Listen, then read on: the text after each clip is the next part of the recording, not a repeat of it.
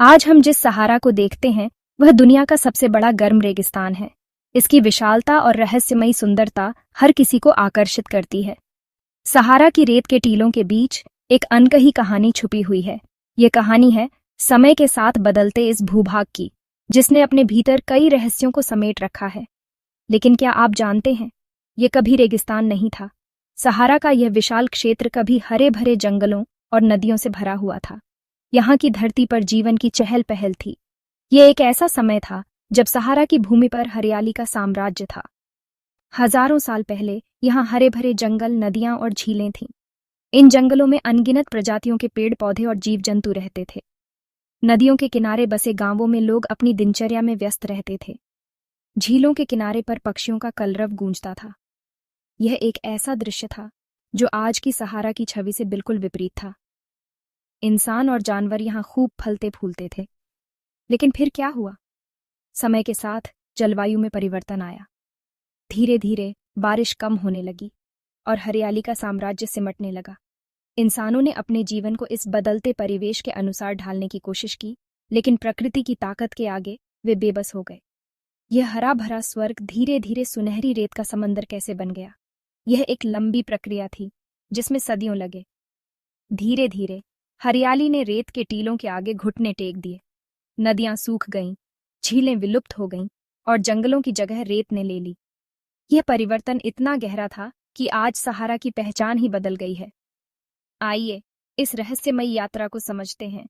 सहारा की इस कहानी में छुपे हैं कई सबक जो हमें प्रकृति की शक्ति और उसके अनुकूलन की क्षमता के बारे में बताते हैं। ये यात्रा हमें यह भी सिखाती है कि कैसे समय के साथ सब कुछ बदल सकता है। सहारा की इस रहस्यमयी यात्रा में आपका स्वागत है, जहां हम अतीत के पन्नों को पलटेंगे और जानेंगे कि कैसे यह हरा भरा स्वर्ग रेत के समंदर में तब्दील हो गया। लगभग 10,000 से 5,000 साल पहले का समय, इसे वैज्ञानिक अफ्रीकन ह्यूमिड पीरियड कहते हैं। उस वक्त यहाँ घने जंगल, घास के मैदान और बड़ी झीलें थीं। सहारा में नील नदी जैसी नदियां और कई झीलें जैसे मेघाछाड़ लेक मौजूद थीं, जिनका क्षेत्रफल आधुनिक समुद्र जैसा बड़ा था। चट्टानों पर बने चित्र यानी रॉक आर्ट बताते हैं कि यहाँ हाथी, जिराफ, गैंडे और मगरमच्छ रहते थे। इंसान यहाँ मछली पकड़ते, खेती करते और पशुपालन करते थे। कल्पना कीजिए, आज जिस जगह सिर्फ गर्म रेत और तेज हवाएं चलती हैं, वहीं कभी हाथियों के झुंड और झीलों में तैरती मछलियां थीं। यह जगह इंसानों के रहने के लिए स्वर्ग जैसी थी। पृथ्वी की कक्षा और धुरी में बदलाव, जिसे हम मिलांकोविच साइकिल्स कहते हैं, हर 20 से 25,000 साल में जलवायु को बदलते हैं। जब उत्तरी गोलार्ध में गर्मियों में सूरज की रोशनी ज्यादा पड़ती है, तब अफ्रीकी मानसून उत्तर की तरफ बढ़ता है, जिससे सहारा में बारिश होती है। इससे सहारा हरा भरा बनता है। लेकिन जब यह स्थिति उलटी हो जाती है, तब एक अद्भुत परिवर्तन देखने को मिलता है। सहारा, जो कभी हरे भरे जंगलों और घास के मैदानों से भरा हुआ था, धीरे धीरे अपनी हरियाली खोने लगता है। ये बदलाव अचानक नहीं होता, बल्कि सदियों और हजारों सालों में धीरे धीरे होता है। मानसून की बारिशें, जो कभी इस क्षेत्र को जीवन देती थीं, अब धीरे धीरे दक्षिण की ओर खिसकने लगती हैं। बादल, जो कभी सहारा के ऊपर मंडराते थे, अब दूर होते जाते हैं। बारिश की मात्रा कम होने लगती है और हरियाली की जगह सूखा और बंजरपन लेने लगता है।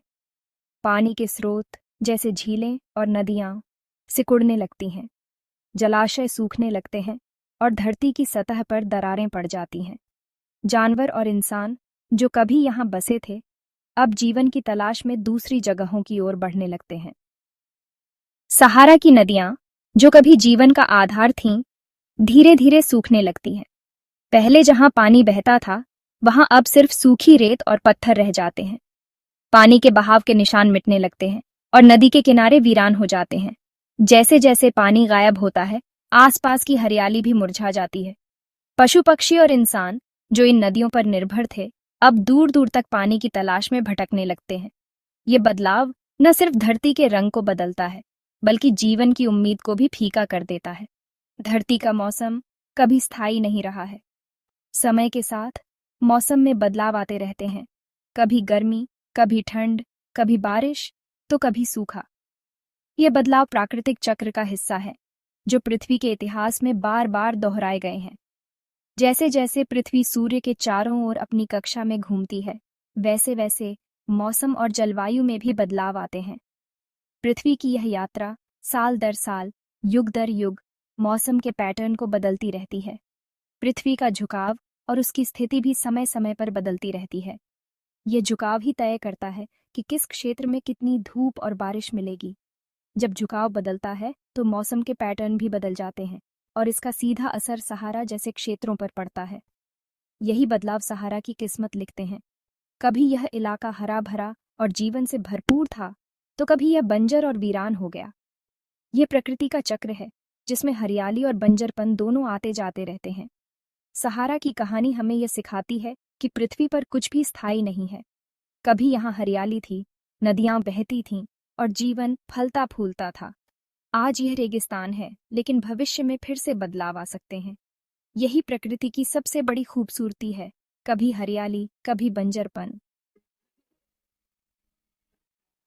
लगभग 5500 साल पहले, यानी कि लगभग 3300 ईसा पूर्व के आसपास, मानसून कमजोर पड़ने लगा।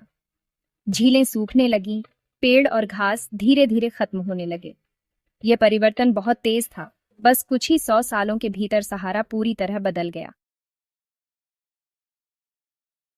जब पौधे कम होने लगे, तो मिट्टी ने पानी रोकना बंद कर दिया और धूप से सतह और भी ज्यादा गर्म होने लगी, जिससे बारिश लगातार घटती चली गई। धूल के तूफान बढ़ने लगे और इससे वातावरण और भी ज्यादा सूख गया। कल्पना कीजिए, हजारों साल पहले जब इंसान अपनी जिंदगी के लिए जमीन और पानी पर निर्भर था, तो उसके सामने सबसे बड़ी चुनौती थी प्रकृति का बदलता रूप। सिर्फ कुछ पीढ़ियों में इंसानों ने अपनी आंखों के सामने देखा कि कैसे उनकी उपजाऊ जमीन रेगिस्तान में बदल रही है। हरियाली से भरी जमीनें, जहां कभी फसलें लहलहाती थीं, धीरे धीरे सूखने लगीं। बारिशें कम होने लगीं, नदियां सिकुड़ने लगीं और मिट्टी बंजर होती चली गई। ये बदलाव इतना तेज था कि लोग हैरान रह गए। वे अपने पूर्वजों की कहानियां सुनते थे, जब यह धरती उपजाऊ थी, लेकिन अब उनके सामने सिर्फ सूखा और बंजर जमीन थी। ऐसे हालात में कई सभ्यताओं को अपनी बस्तियां छोड़नी पड़ी और वे नील नदी की तरफ पलायन कर गए। ये कोई आसान फैसला नहीं था। पीढ़ियों से बसे घर, खेत और यादें छोड़कर जाना पड़ा। लेकिन जीवन की तलाश में लोग अपने परिवारों के साथ, जानवरों के झुंड और जरूरी सामान लेकर लंबी और कठिन यात्रा पर निकल पड़े। रेगिस्तान की तपती धूप, प्यास और अनिश्चितता के बावजूद उन्हें उम्मीद थी कि नील नदी के किनारे उन्हें नया जीवन मिलेगा। जब सहारा सूखने लगा तो लोग खेती और चरागाह छोड़कर नील घाटी की तरफ आ गए। यह सिर्फ एक पलायन नहीं था, बल्कि एक नई शुरुआत थी। पुराने खेत अब वीरान हो चुके थे, लेकिन नील घाटी की हरियाली ने उन्हें फिर से जीने की उम्मीद दी। यहाँ की मिट्टी उपजाऊ थी, पानी प्रचुर मात्रा में था और मौसम भी अनुकूल था। धीरे धीरे इन प्रवासियों ने यहाँ अपने नए गांव बसाए, खेत जोते और एक नई संस्कृति की नींव रखी। यही पलायन मिस्र की सभ्यता की नींव बना। नील नदी के किनारे बसी इन बस्तियों ने आने वाले हजारों सालों तक मिस्र को एक महान सभ्यता में बदल दिया। यहाँ के लोग अब सिर्फ जीवित नहीं थे, बल्कि उन्होंने कला, विज्ञान और संस्कृति में भी अद्भुत प्रगति की।